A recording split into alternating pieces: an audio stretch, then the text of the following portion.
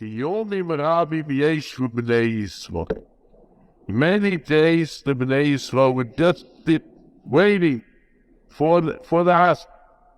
A melech le'izor.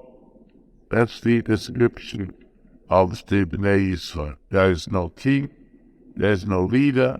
We are referring here to Aseret HaShvotim, who are completely disassociated from the Jewish people.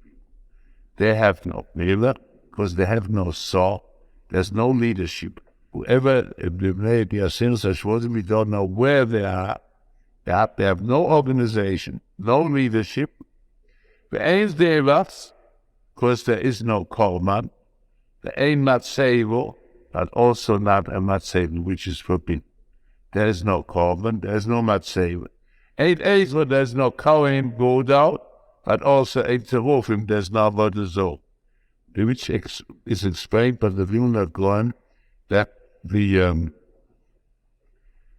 avodah goes hand in hand with nevuah.